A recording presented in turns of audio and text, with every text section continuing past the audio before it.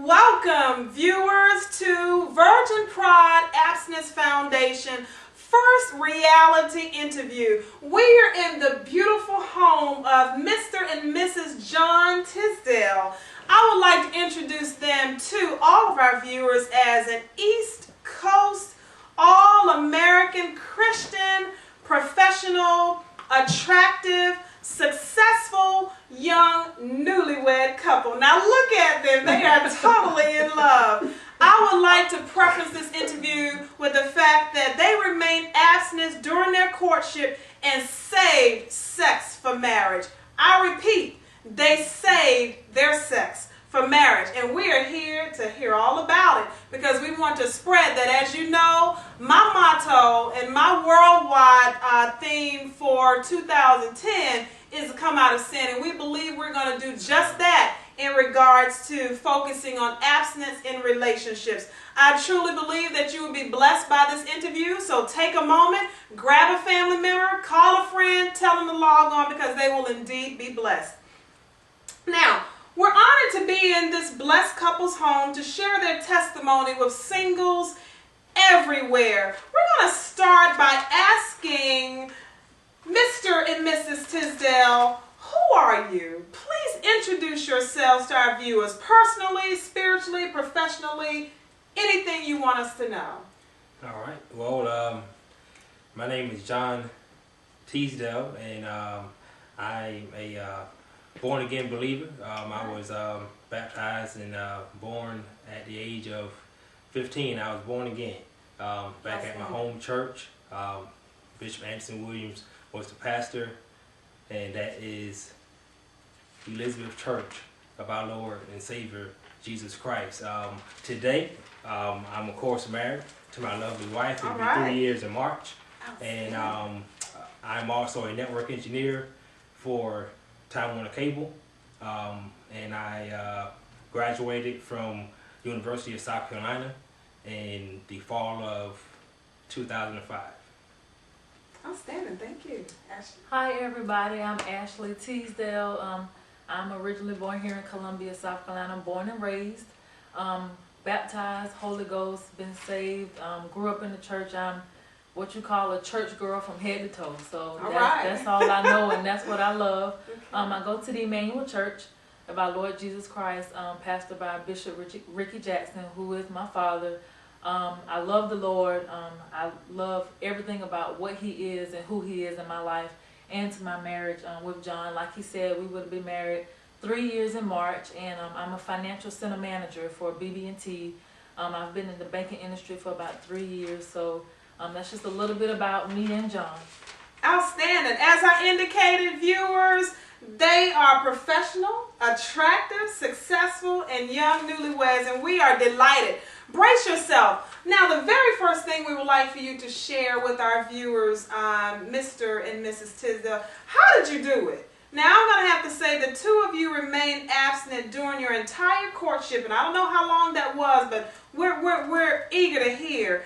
And until you were married, you saved your sex. Talk about what this was like. How was the decision made? Did you all agree? Hey, did you make a pact? Was it an unspoken rule? And talk to us a little bit about what your challenges were. But really, we want to know, how did you do it?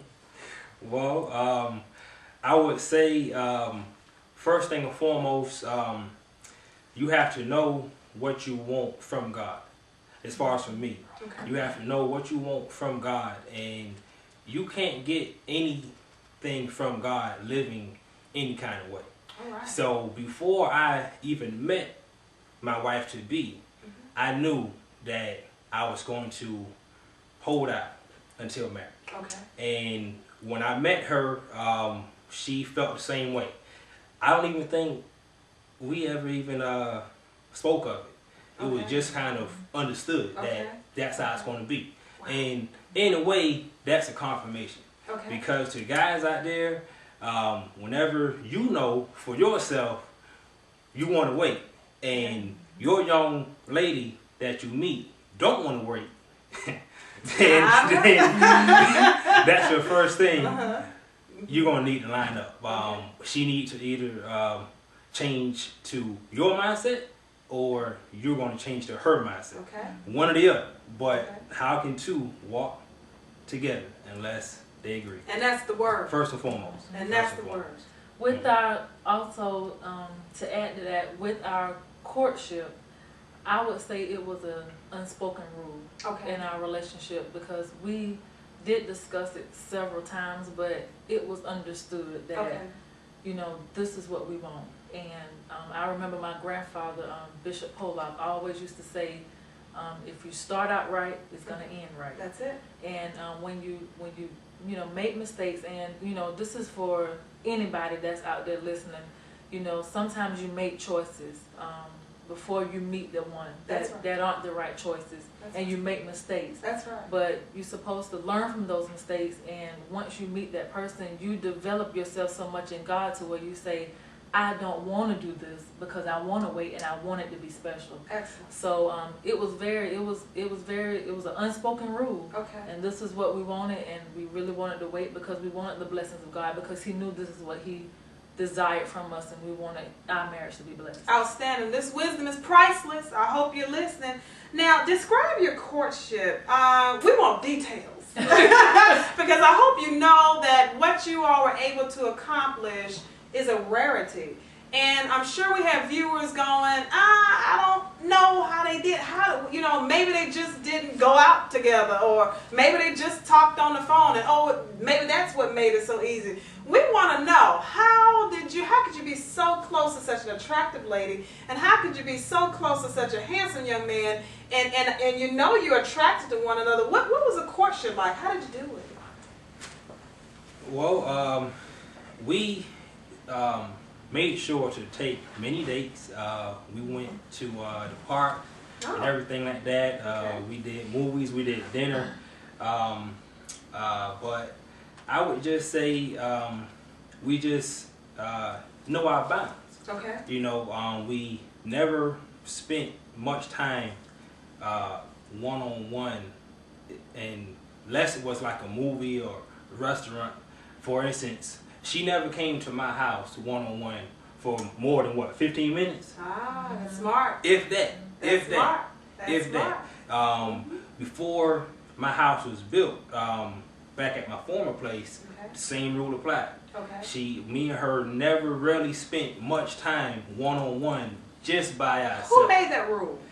It was, It was a combination of things. Okay. yeah. My dad, who's really influential in both of our lives, Okay. he always taught us to never give the devil space when it's not needed. Okay. And he always told us while we were dating, you know, just to be careful what you do and how you do it. Okay. Because a lot of times you can put yourself into situations to where you're by yourself, somewhere secluded, locked up in a room somewhere, Right. and you're asking That's right. for That's trouble. right. That's right. So a lot of times you have to really, really think, okay, do I need to do this? You know, That's right. do we need to be secluded like this? Because I mean, it's temptation, Exactly. and we live in fleshly bodies. That's right. So you know, making sure that you know you're not, you know, stretching your limits, knowing your boundaries, and everybody's boundaries are different. Okay. But we spent a lot of time together. Okay. And we did spend a long time, but we knew what our boundaries were. Excellent. And you know, sometimes it is tough, but you just have to know yourself. Excellent. That playing with fire. Okay. And then I must also Okay. throw in there too, when we first met, she don't want to say this, but I don't know. she knew that I was the first one. Okay. Well, she knew that she found her man, so to say, Ah. right after our first date, right? Okay. Yeah. Okay. Okay. Took her out one time and I had it. Oh, yeah. Y'all hear that? I don't know how many more good men are out there like that, but we got a model. Okay. We're going to have to do some cloning, actually. So what? We met January 26th, Okay. 2006. Okay. Met for the first time. Okay. And by March, we was already talking.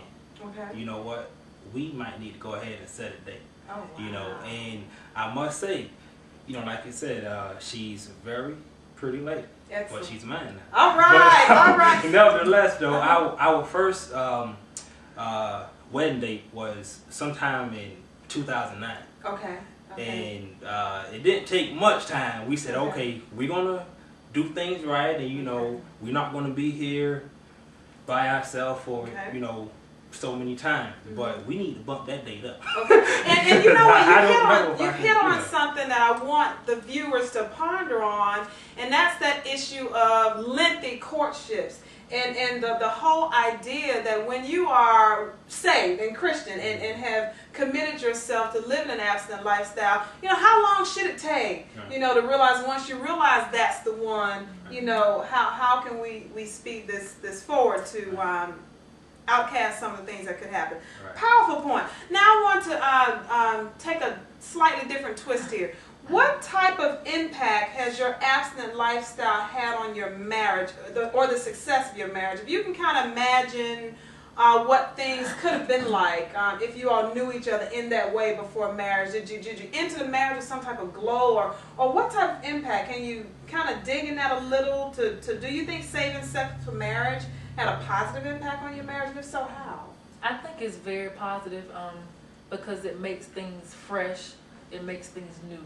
Okay. And it's something, it makes that moment, that first moment together special for you two because you know, we have dedicated our courtship and our engagement period to be solely abstinent and to give our bodies and join them as one on that particular night. But it makes your marriage just, everything is new. And every single thing that we experience together in that way is new. Okay. And it's just it's a fresh thing and it's a fresh moment, and that's really the best way I can describe it. Outstanding. Outstanding. Priceless. Priceless.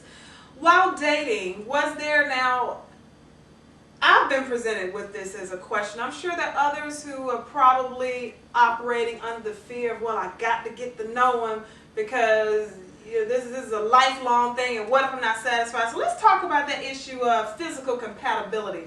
Did you all ever have a concern, or were people in your ear going, I don't know, man, I don't know, girl, you better check it out because you got to live with. How did you all handle those thoughts? How did you reckon with yourself to say, how did you make peace with wondering, are we compatible physically before marriage? Right. I would say that, yes, that did come up a whole lot. Okay. Folks were saying, man, you sure? You know, man, I don't know. You know, because we were moving fast. You know, like I said, we met in January, started dating in March, was engaged in June. Wow. Signed the contract on the house in July, was married in March. Wow. That next March. Okay. So some folks were like, man, you know what I mean? And you know, even myself a little bit because in time past with a young lady, I never quite moved that fast. Okay. But the difference was with her, before even meeting her, I prayed before God. Months in advance, praying for God to show me the one. That's it. Lead me to the one. That's it.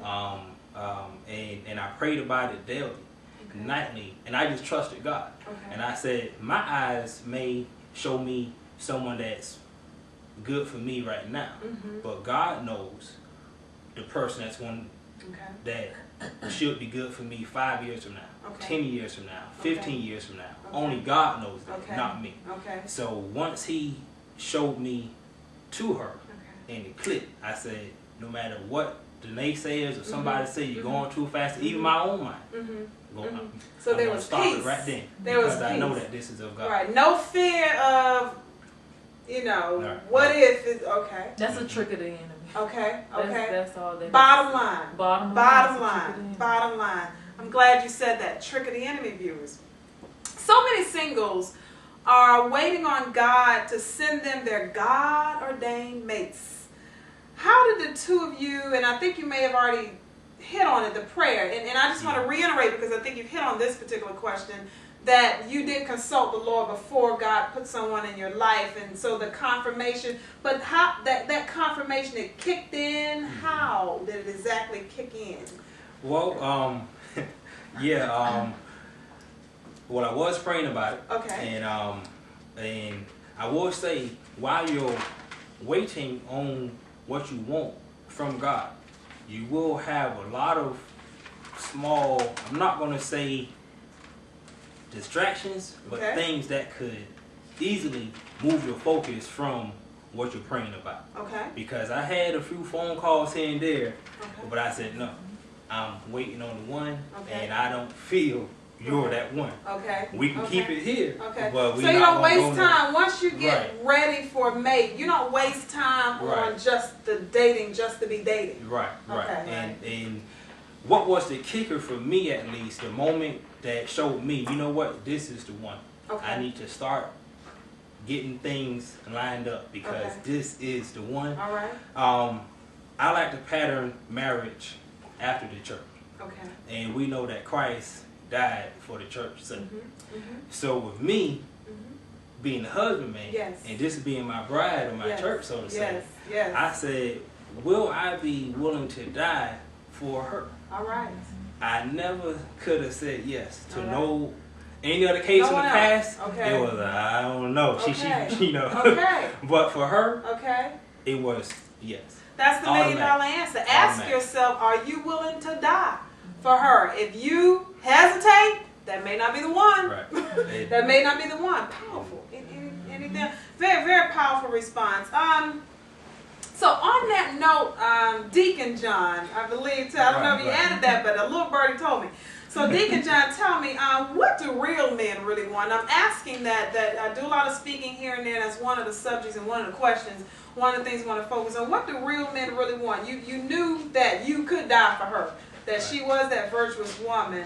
But when it comes to potential mate, I want you to do the Steve Harvey on this, okay? Tell us the truth. What do real men really want?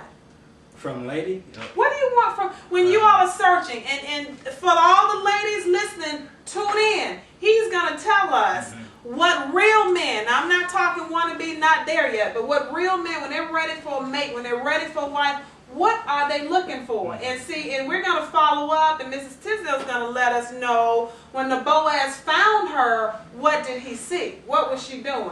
Priceless information. Don't go anywhere. What do real men really want? Well, real men would like to have a lady that is, I would say, confident, but not too overconfident to say she cannot follow her man. Okay. So I don't want a lady or a man doesn't want someone who's going to always take the lead. Okay. Yes, we want strength, but we don't want somebody that's going to try to be too overbearing. Okay. We want a lady that knows how to keep herself well kept, All right. of course. Okay. You know, looking nice. Also, a lady that has it going on as well. Okay. You know, she has education or she's seeking that education. Okay. She has a job or she's seeking a job or she just knows how to work. Okay. You know, because if she's going to be within my home from day one, my words to her was, you do not have to work. Okay. If you want to, fine. Okay. If you don't want to, that's okay. But if you're going to be home all day, then I want to make Okay. sure Right. you know how to do things in the Right. house. Right. You know how to cook. Right. You know how to Mhm. keep the house clean. Mhm. So just a lady that is all around Okay. in the home and also in the workplace as well. This is priceless. Thank you. Mhm. Put it in a book. Put it in a book. Would you like to add? When Boaz found you, your Boaz found you, and that's another topic I speak on. What does he see? You know, when the Boaz finds you, what are you doing? What does he see? And I know you were occupying. What were you doing? When that time basically came for me and John, I was pretty much in a spiritual and a mental state to where I really wasn't looking. Okay. I was at the point to where I was totally focused on God, Okay. and I told him, I want you to totally focus on me, and I want to be where Ash needs to be. And I think that's really when God has the opportunity to really come in and start molding you as a person, and that's when he starts positioning people into your life, which could be the one, because you're not focused on, you know, who's going to be my husband or where is he, and you know, where can I go to find them? You're focused more on you and him making you who you need to be. Okay. And when you're not looking for it, and when you're content with you and God, that's when it happens. And, you know, I was focused on my career, I was focused on my spiritual life, and, you know, I met John, and, you know, I was like, I'm not sure, he seems like a good guy, I'm really not sure, and I prayed, and I asked the Lord, if he's not the one, if he's not good for me, you need to show me signs now, because there's no need in me wasting time. Okay. I didn't want to waste time on somebody that I knew was just going to be a friend, because I knew I wanted long term. Okay. And if it's not going to be long term, then why put all that time and energy into it? But the Lord steadily showed me signs that, you know, this is my husband. This is who I can be with. So, you know, you need to be at that position in your life to where you're settled and you're focusing on yourself and you're focusing on God, and you're not just out there just trying to find any old thing. Let them find you. Right. Let them And find that you. just reminds me of my New Year's message that's posted. If you look up a little on the website, I have a New Year's little clip posted that I believe that when you are in quest and searching out your dream and living out your purpose-driven life, that sacred love will find you in the process. And I do believe that's what happened in Ashley's case. They're giving out some priceless nuggets of wisdom, and we are so delighted to be in a beautiful home, and hopefully before it's over we'll get some clips of the saved American dream right here in the Tisdale's home. I would like to then, and I know the answer to this, but have you had any regrets concerning your decision regarding remaining abstinent throughout your courtship? Not to one. Not to one. That's exactly what I thought. Now, if children are in the picture one day, how will you go about teaching abstinence, or will you? What position will you take? How will you go about that? With my kids, I would go the same way my parents did with me, through the Bible Okay. and the Word of God, Okay. through church. Because of course, no matter how someone likes to dress it up, that is fornication. Absolutely. Fornication is a sin. Absolutely. And if you're trying to live for God and you're saying that you're saved and you're born again, you want God to show you some things, you have to show God some things. Outstanding. And you have to show God that whenever you're in the midst of the crowd and your friends and everything, you know, in college I was a football player, and we would have games Saturday night, and I mean my roommates had parties and the girls came to our room. But I went in my little room, Wow. locked my door, Wow. and said, I'm making a stand. Amen. Whenever I call on God, I want God to stand up and show up for me. Okay. So God is Okay. calling on us Okay. to stand up and show up for Him. Outstanding. And the best thing about it is when you have kids, you need to make sure you have that open door policy to where you're open and you're honest. Okay. Because nowadays everything is out there teaching our kids all kinds of things. TV is, radio is, internet is, the school, they're seeing so much. So to make sure that you're open and you're honest and you say, hey, this is sexuality, this is what it's about. These are the repercussions of doing it before marriage, and these are the blessings you receive if you wait. And you just have to put it out there and let them know, you know, hey, sometimes people, you may make a mistake, but this is what you learn from it. But you just have to really be honest with them, because if you're not in the home teaching your child, somebody out there is teaching them something else. Absolutely. Now, speaking on teaching, Ashley, you grew up in the church, and you know, I can relate. I've been in the church all my life as well. Are we doing our job as a church? Are we effectively teaching abstinence? I know we are aware that in a secular sense, in K through 12, they're being taught how to protect themselves, and you know, abstinence is a choice among many others. But I personally believe that the role of the church is to make sure that we are orienting our children to how to abstain. But are we doing it effectively? What are your comments in that regard? Personally, I do not feel like sometimes the church is properly teaching abstinence, because for so long we're beating in young people's heads, don't do it, don't do it, don't do it, don't do it. And it's like you need to come up with a new strategy to say, okay, why don't do it? Let's talk about why you're feeling the way you feel. Okay. Let's talk about the benefits of not doing it. Okay. And I mean, it's not just talking about, you're not supposed to do it and you're gonna go to hell if you do.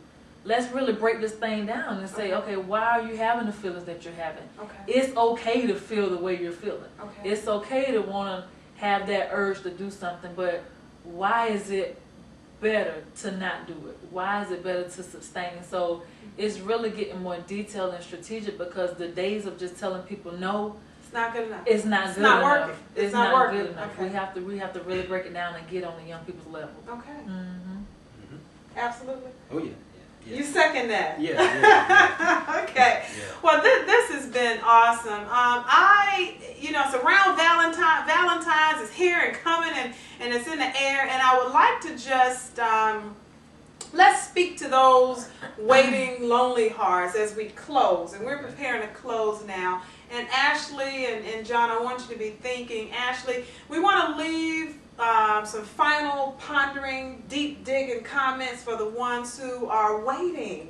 They're waiting. You are their American dream, and we have an example. We thank God for you being an example and being willing to share your testimony with thousands. And we're celebrating 100,000 hits right now on www.virginpride.org, and we are expecting that number to triple. And we want this testimony to reach and reach and reach millions, because it's an unbelievable entity. But we're here to say, believe it, because we're looking at it. But I want to speak to, and being single myself, let's speak to the ones who are waiting, and I want you to leave some nugget of encouragement, something that, and you've said so much already, but I feel like you can probably leave them with something that makes them go, or something that really would have them confident in their wait. So as we leave, I'm going to give you an opportunity just to speak to those who are waiting and trying to get to where you are.